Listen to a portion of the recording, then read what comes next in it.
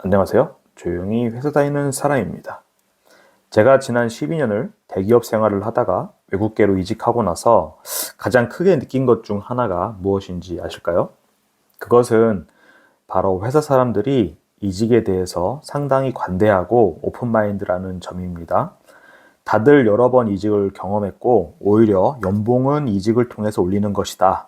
이런 미국식 직장인 마인드를 공공연하게 가지고 있다는 것도 사실이죠. 우리나라에 들어온 외국계 회사들의 주요 설립 취지는 삼성, LG, 현대, SK 같은 대기업들의 자신들의 솔루션을 팔기 위함이라서 애초에 사람을 뽑을 때 웃돈을 주고서라도 그런 대기업 출신들을 데려오고자 합니다. 그간 자동차 소프트웨어 업계에서 근무하면서 많은 사람들을 만나며 느낀 바로는 그 안정적이고 모두가 가고 싶다 선호하는 대기업의 울타리에서 벗어나가지고 외국계로 이직한 사람들은 대체로 비슷한 공통점이 있었다는 점인데요.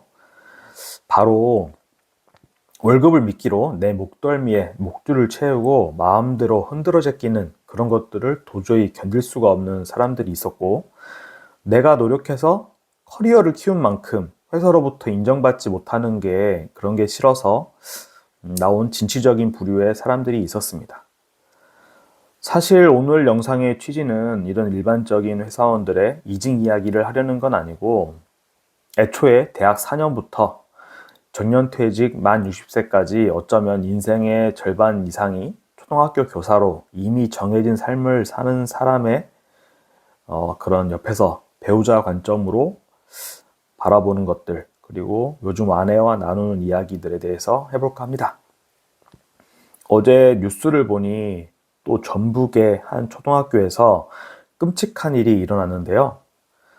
초등학교 3학년이 학생이 그 담임교사 자리에 앉아가지고 막말을 그 담임 선생님한테 퍼붓다가 교감 선생님까지 나서서 해당 학생을 제지하려고 하니, 그 어린 녀석도 선생님이 자기에게 함부로 대할 수 없다는 것을 이미 잘 알고 있는지 막말은 기본이고 교감 선생님의 뺨을 때리고, 한 대도 아니고 한 5대를 때리더라고요.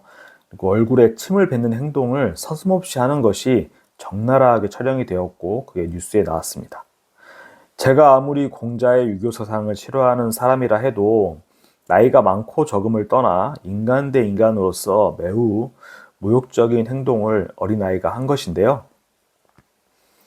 그런데 여기서 교사로서 아무래도 어른이니까 힘이 더 세잖아요. 그렇다 해도 물리력을 사용하는 순간 아동학대죄로 기소되기 십상이니 가만히 놔둘 수밖에 없었고, 이게 맞게 돌아가는 세상인가 싶었습니다. 결국 그 학생은 학교를 떠나서 그냥 자기 마음대로 집에 가버렸는데요.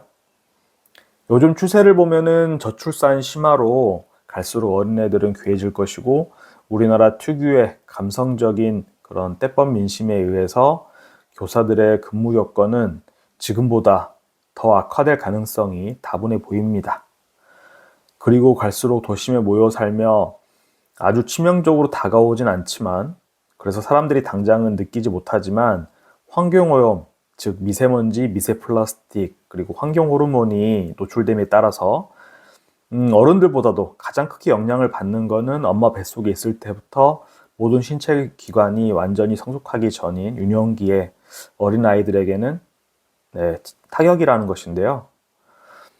뇌와 그 호르몬의 분비 체계를 알게 모르게 손상시키니까 이런 것들이 어떤 당장의 뭔가 아픈 병으로 나타나진 않지만 정서적인 발달에는 영향을 준다고 보고 있습니다.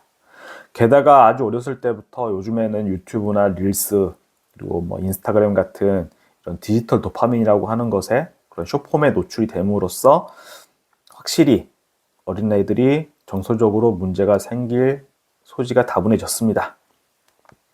이를 토대로 생각해 보면은 나름대로 엘리트 코스를 밟아왔던 제 아내의 직장 생활은 갈수록 더 험난해질 수밖에 없을 것이고요. 혹자는 초등학교 교사들이 매일 칼퇴하고 방학도 있으면서 무슨 이렇게 엄살을 부리냐 하지만,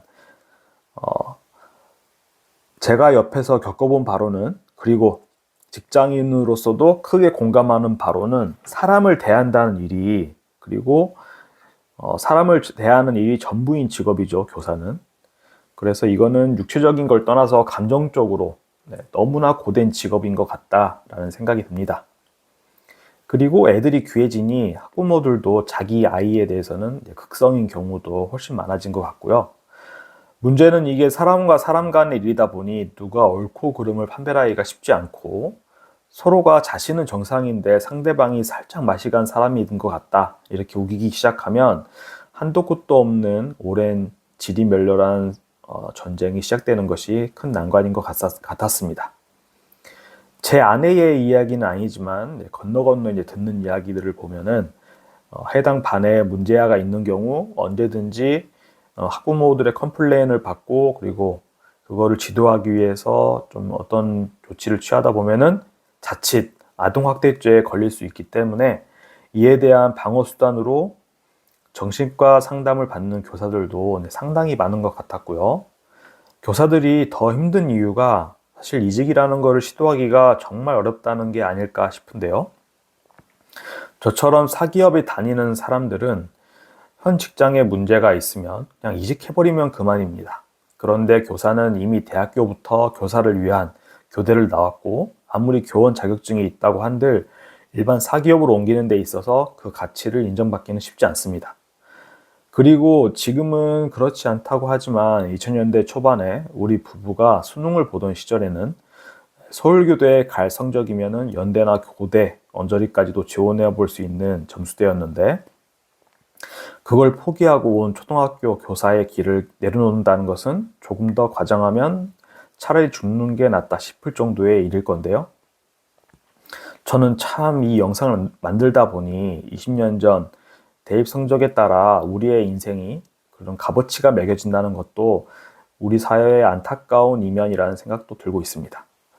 저는 요즘 아내에게 초등학교에서 견디기 어려운 힘든 일이 생기면 망설임 없이 휴직계를 내거나 그걸로 해결할 수 없는 상태라면 의원 면직, 즉 퇴직을 하라고 말해주고 있습니다. 이런 선택지를 위해 우리가 지금 월급이 50%를 S&P 500에 투자하고 있는 거 아니겠습니까?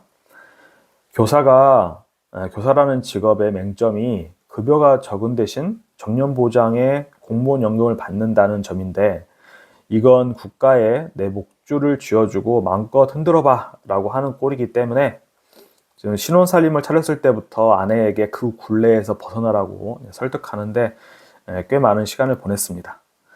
국가가 악덕사업주 같은 나쁜 존재라는 건 아니고요.